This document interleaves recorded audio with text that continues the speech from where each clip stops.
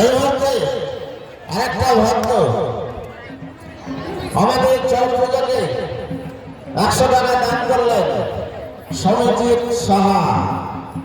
সে তার যে উদ্দেশ্যে বাবা মহাদেবকে দিয়েছে, সে মহাদেব যেন তার মনের আশা পূরণ করে।